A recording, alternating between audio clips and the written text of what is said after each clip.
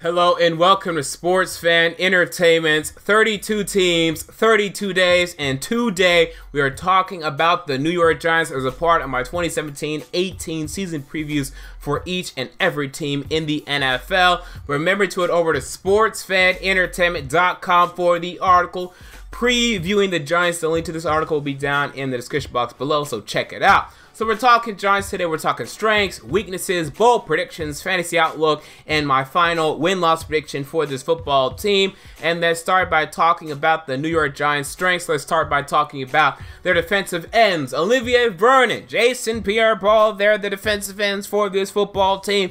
And a nice defensive end tandem here in New York.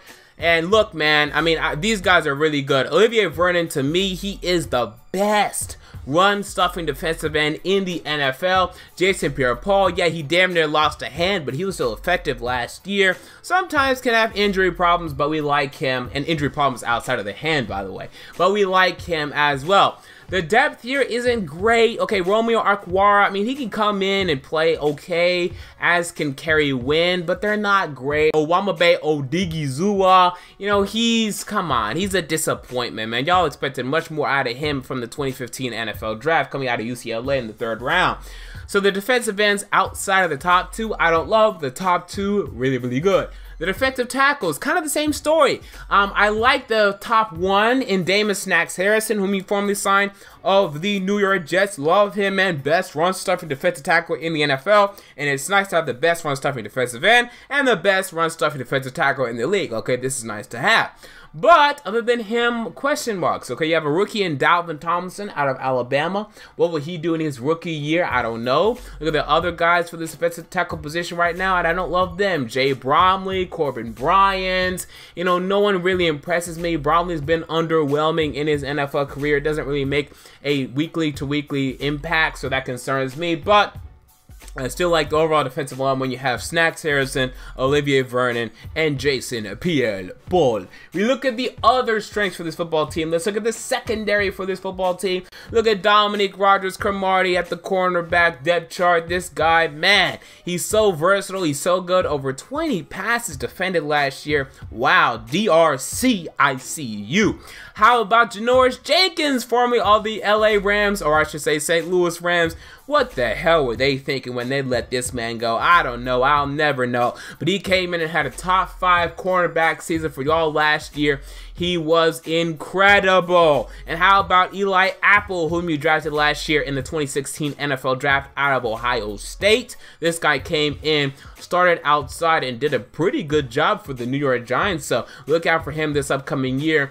He can improve, though he's not great already, but I think he could be down the road. Look out for Mr. Apple. But again, I don't love the defensive end depth chart here. The other guys on this depth chart concern me. I don't really know who they are. So, you know, Leon Hall will be missed, but as long as the starting 3 are healthy, it shouldn't be a problem for this Giants cornerback depth chart. We look at the next strength of this football team, and we must look at the wide receivers. Odell Beckham Jr. Okay, now people, please. I mean, there's a conversation going on whether or not this man is overrated. Are you kidding me? 3 seasons in the NFL, each season over 1,300 receiving yards, each season over 10 touchdowns. And you want to know the most impressive thing about Odell? It's not the one-handed catches. It's the fact that he, at times, wins games on his own. How about the game-winning touchdown against the Dallas Cowboys? How about the set of game-winning plays against the Baltimore Ravens? How about the game-clinching play against the Detroit Lions? Every week, Odell Beckham has a chance to win a game on his own as a wide receiver. That's impact and that's value. Okay, Odell Beckham is superb and he's on pace to be a Hall of Famer and a top 5 wide receiver of all time, people. He's on pace. Look at the other guys for this wide receiver depth chart. Brandon Marshall. Now, Marshall last year didn't play much for the Jets, was a bit of a disappointment, and got disgruntled. You know, he's a former Denver Bronco, former Chicago Bear, formerly Miami Dolphins, and his relationships with those teams always end poorly. But at least this one is starting, okay? So the first year or two, this relationship shouldn't be too bad. I expect good things this year for Brandon Marshall. Sterling Shepard, formerly out of Oklahoma. He was your second-round draft pick in the 2016 NFL Draft. He had a decent rookie year, over 600 receiving yards. I expect him to have about more of the same this year because of the addition of Brandon Marshall. But it wouldn't shock me if Shepard outproduced Marshall and really solidified himself as a number 2 target for this football team. So just look out for that. I think it's a possibility for this football team. Look at the weaknesses for this football team. Offensive line: left tackle Eric Flowers, right tackle Bobby Hart. Problem, okay? Big problem in New York, man. If your tackles aren't good, that's a problem. And Eric Flowers, he's just not very good anymore, or he never really was, okay? Even in college, he was a bit of a project. And the Giants were hoping to teach him really how to play the position. Hasn't really worked out. Okay, the interior offensive line is actually fine. Okay, Justin Pugh is good. Weston Richburg is good. John Jerry, he's mediocre. But with the tackles being not very good at all, your offensive line is a weakness for this football team for sure. And how about another position in the linebackers? I don't love the linebackers in New York, okay? Devin Kennard is your best linebacker, but this is a guy that to me is not, he's not Luke Kuechly, right? He's not Navarro Bowman. He's a good player, not a great player in this league. And then Jonathan Casillas, I don't think he's very good. You know, he ends up with about 80 tackles every year, and that's fine, but I don't really see a consistent impact week-to-week basis, doing anything extracurricular, diagnosing plays, doing well in coverage. I just don't see it from him. So I need to see more from him, but I think I already know what he is at this point, and that's just a linebacker that's not very good. You know, to me, you need a young ascending talent at this position, like an Anthony Barr or Michael Kendricks, or somebody get me excited, like a Jordan Hicks or something. Sean Lee, he's not, you know, ascending anymore, but he's a veteran who's really good. You don't have anything here that I really like at this linebacker position. So to me, it's a weakness for this Giants team. Look at the other positions on this team that are neither strengths nor weaknesses. Let's start with the quarterback position, Eli Manning. Okay, so Elisha Manning. Now, this guy, I mean, come on, man. Year to year, we don't know what to expect from this guy. He's an average quarterback in the NFL. He may give you a top 10 season. He may give you a bottom 10 season, but he's usually trending somewhere in the middle. He's fine, but he's not great. But at least if you can get into the playoffs, then you know what you're going to get. Even in last year's blowout, he played well. Okay, so I like Eli Manning.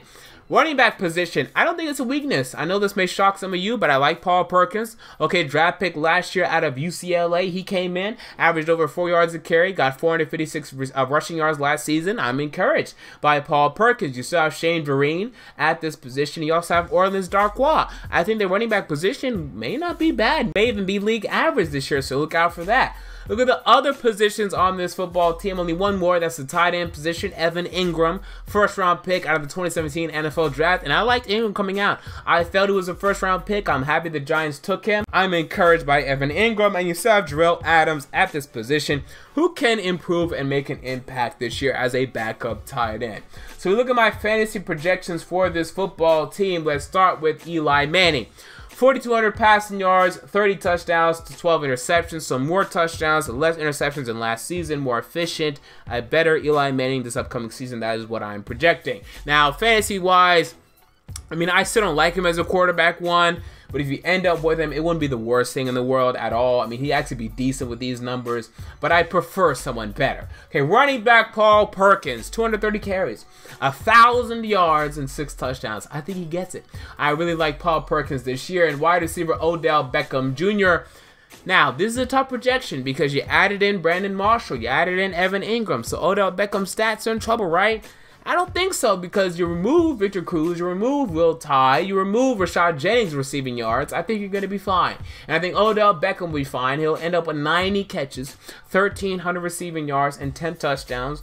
The actual lower end of Odell Beckham's career here, I mean, this would not be his best statistics at all. Let's tell you something about how good this guy is. Okay, so we look at some bold predictions for this football team. Bold prediction number 1.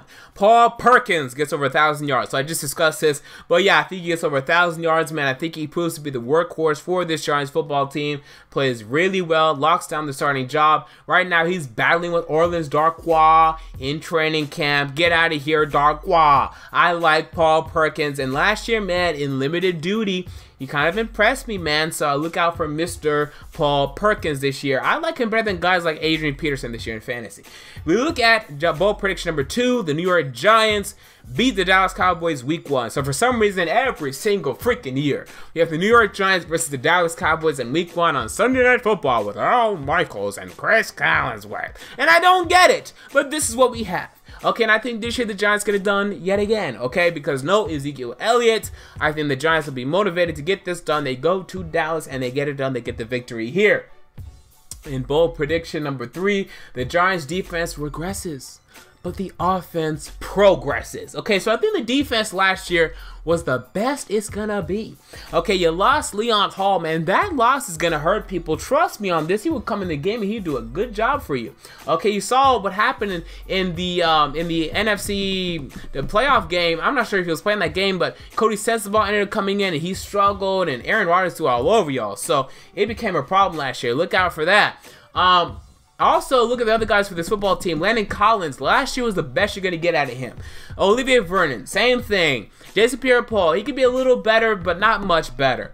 There are no more young ascending talents on this football team. Janoris Jenkins, last year was the best you're going to get out of him. Eli Apple, he's the one player that I see is young, ascending, interesting, has not capped out yet. I'm intrigued by him. Mike Goodson, you could argue, but come on. He doesn't have a lot of upside, coming where he's from. So I don't see many young, impressive, ascending talents. So I think the defense is going to regress a little bit this year, but I think the offense is going to improve a little bit. Okay, last year the offense wasn't great. There'd be games where they only put up 13 points. Now, I expect more from the offense with Brandon Marshall added, Evan Ingram added, and Ben McAdoo working with this unit yet again. So we move on to my next thing for this video, the schedule. We're going to look at the schedule for the New York Giants. And it's a tough schedule, okay? I mean, this Giants schedule is brutal, okay? And this is why I'm on the fence about this football team this year. Okay, yet again, you guys are in the NFC East, where last year, y'all were able to sweep the Cowboys, y'all split with the Redskins, and I'm almost 100% sure y'all did split with the Eagles, okay? So, I see splits all around. And I think that's the safest thing to project, because although I do think you guys will go to Dallas and beat Dallas in week 1, I think they're going to be so motivated to come back in week 14 and beat y'all there. I think it's a split with them. I think it's a split with the Redskins, who to me are trending even. I think it's a split with the Eagles, who to me are trending up. I think it splits everywhere. Look at the AFC West. We got problems. Okay, y'all go to Denver and y'all go to Oakland. It's a split there if you're lucky. I mean, you could lose both games, but I think you'll beat Denver because you guys play a very similar game to Denver defensively, but your offense is better, way better than Denver's right now, I think. So I think you guys beat Denver. You guys host the Chargers and you guys host the Chiefs. I think it's a split. It would not shock me if the Chargers go on the road to New York and won. Especially in October, not that cold yet. They can get it done. Okay, look at the other matchup. The Chiefs, they're tough, man. They can go on the road and get a victory, man. This is a very similar team to you. And the offense is about the same as you. You guys throw for more passing yards. They rush for more rushing yards. So it's about even, man. That troubles the hell out of me. I say it's a split there. I'm not sure who you beat. I'll say you beat the Chargers, but it wouldn't shock me if they beat you, man. I think it's a split there. We have problems. We're splitting everything. Look at the next division. NFC West. Okay, good things here. For the most part, you host the Seahawks. This game is so crucial. I'm telling y'all right now, this game is so crucial because the Seahawks play a very similar game to you. They can go on the road. They can win hard games. Their offense, to me, is better. Russell Wilson, assuming he can actually, stand in the pocket for a second, he can throw the ball on almost anybody in this league. The running game, to me, is better than y'all's. This game gives me pause and gives me concern. We look at the other game. You guys host the Rams. That's a W, okay? The away games. You guys go to Arizona, to San Francisco. You'll beat San Francisco. Will you beat Arizona? Man, I'm telling you, this Seattle matchup and this Arizona matchup is going to determine a lot. And then you guys also go up against the team that finished concurrently with you in the NFC. This means that you host the Detroit Lions in week 2, and this means that you guys go up against the NFC South team, which would be the Tampa Bay Buccaneers in week 4, and yes, you guys go to Tampa Bay. Tampa Bay's tough. I think y'all lose to Tampa Bay. I think Tampa Bay is good this year. I think they're dangerous. I think they're a playoff team. Look out for them. And then beating the Lions, I think you guys should, but this is not an easy game. I mean, it's at home. This was a 9-win team last year, although I do think you guys win this one because I think the Lions are going to regress this year, as I discussed earlier. So I just predicted the 8-8.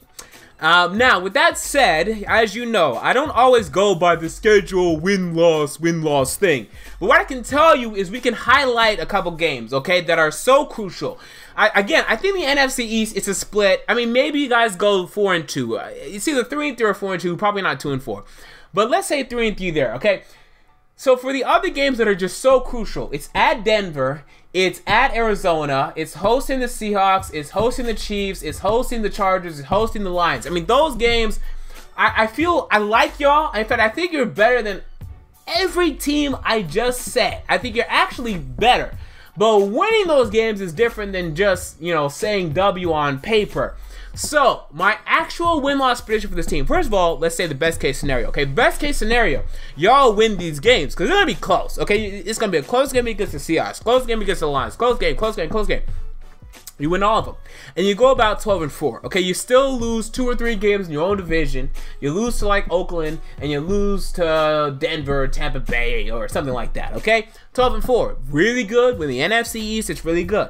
Worst case scenario, 8-8. I mean, this is a brutal schedule. I mean, who are the teams? Can you circle 3 teams on this schedule that you tell me, yeah, they're gonna stink. 100% they're gonna stink. I can only circle 2. The 49ers and the Rams. But with that said, someone else is probably gonna stink, right? It wouldn't shock me if the Redskins ended up stinking, if the Broncos ended up stinking, if the Lions ended up stinking, if the Chargers ended up stinking. But right now, you know, just projecting, doesn't look like anyone stinks other than those 2 teams. This concerns me. Where are the easy wins? They're not there. My prediction, okay, despite me only counting 8 wins earlier, I'm going to say 10-6 because I'm going to say that this team has nice intangibles, that they know how to win, that last year they showed that to me, and they're going to continue that this upcoming season. But I'm right on the edge, and if you've been watching my videos, I got a bunch of teams going 10-6 right now. It's ridiculous how many teams I've going 10-6, especially in the NFC. It's absurd, and we're just getting started. I still got about 3 more teams coming up. Y'all stay tuned for that. So, you know, right now I'm saying 10-6, but will you guys make the playoffs? I don't know, man. I think y'all could get in. Presumably, just when I was thinking about the roster, just when I was thinking about the team in general, what the momentum was last year, I was thinking, yeah, I'm going to pick the Giants to go to the playoffs this year. But then I put up this schedule, and I'm like, eh. And then I thought about, okay, how's the cornerback depth? Not great. Defensive line, not great. Quarterback, not great. Running back, okay, but the starters aren't that good anyway. Wide receivers, not great. What if they suffer injuries?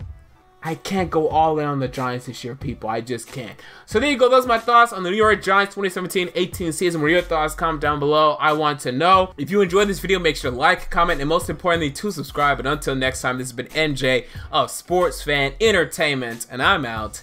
See you all later.